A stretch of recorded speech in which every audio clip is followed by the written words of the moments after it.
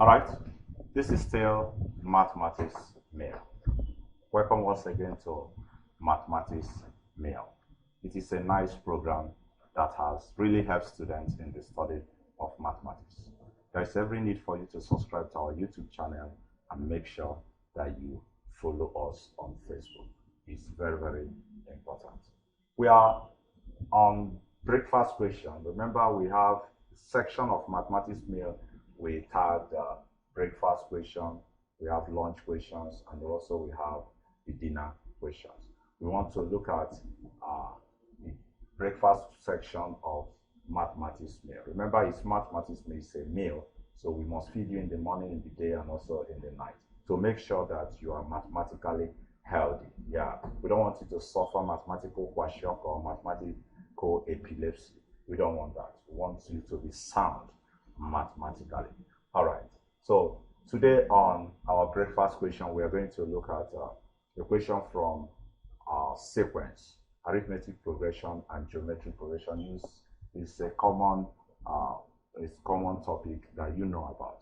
So we're going to solve a problem from sequence in this section of Mathematics Mail. So let's look at the question. They say if the first, second, and fifth terms of an AP are three consecutive terms of a GP, respectively, find the common word ratio.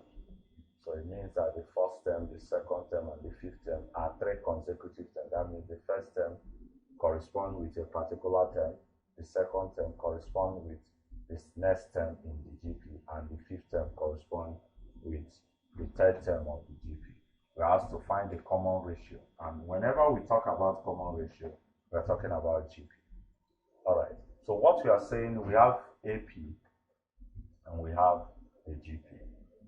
The first term of an AP we can represent using T1, and the second term, that's the first term, then the second term will be T2, and T2 is equal to T1 plus D. That's, you remember those expressions. Then the fifth term will be T5, which is T1 plus 4D. Okay? Then we are told that they are equal to the consecutive terms of a GP. So if we just take the GP to be first, second, and third, or any other consecutive term, but let's use first, second, and third term of a GP. So what we are saying here now is that the first term of the GP, let it be A, that's the first. Then the second term of the GP will be, we call it T2, and it's going to be A arrow squared, which is the second term, and the third term now, sorry, A arrow, and the third term will be A arrow squared. That's for the GP. So we are told that the first term of this AP corresponds with the first term of this. That's what the question says, that the second term now corresponds with the second term, and the fifth term of this corresponds with the third term of this. So what we are trying to do now is to see how we relate this. So it means that T1 is equal to what? A. That's what it means. Then T2, which is T1 plus D. So T1 plus D is equal to A arrow, and T2, T1 plus 4D now is equal to A arrow squared. So that is equation 1, equation 2, and equation 3. So if T1 is equal to A, that means these two can reduce to, we can reduce these two equations, equation 2 and equation 3. Since T1 is A, we can reduce it to equation 2 and equation 3. We can express it in terms of A also by bringing A here, because T1 is A. So we can use A to replace T1 and use A to replace T1 here. So equation 2 and equation 3 will now become A plus D equals A arrow, and then we have this to be A plus 4D equals AR squared. Okay, I just use A to replace T1. Okay, I think we have solved this problem. Let's take the terms that contains A on one side. So I'll have D is equal to AR minus what? Minus A. And here we have 4D equals AR squared minus A also. Oh, beautiful. I can, if I decide to substitute this for D, we can still do that.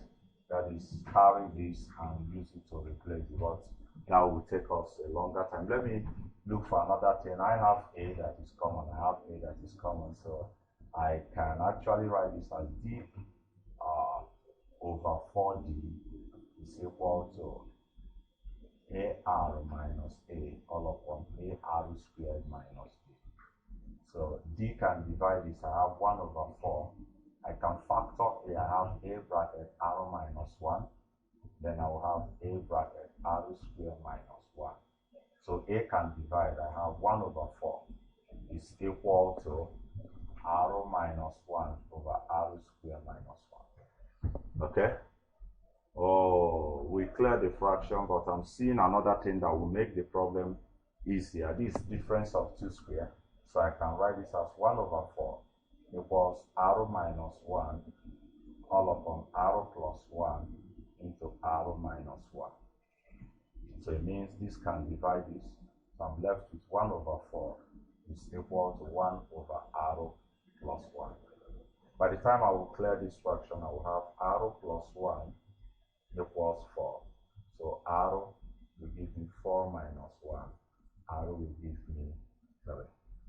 So the common ratio is 3. That's the common ratio.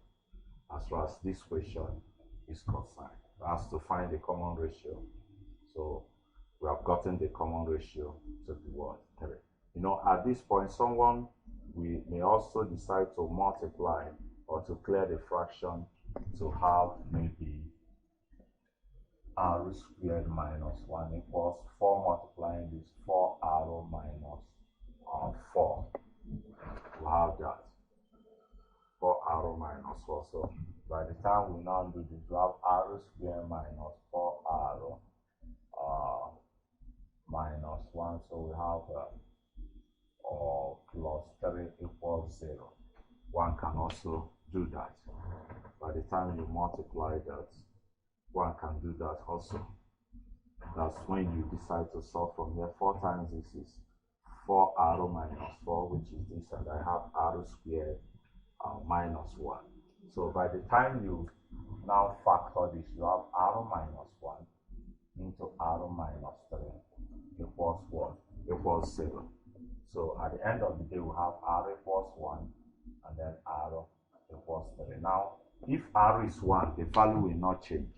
The value, the term will just remain constant. There will be no new term, just the same term.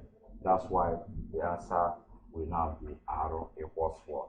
Equals 3, for us to have various terms in that particular geometric progression. All right. Thank you for watching our breakfast question. Remember, continue to share our videos. We also want feedback. Tell us about our program. Tell us about our page. Tell us about our YouTube channel. We just want to hear from you to help us improve in our services to you.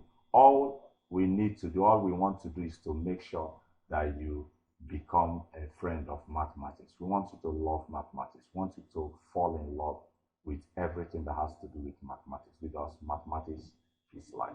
Thank you, and God bless you.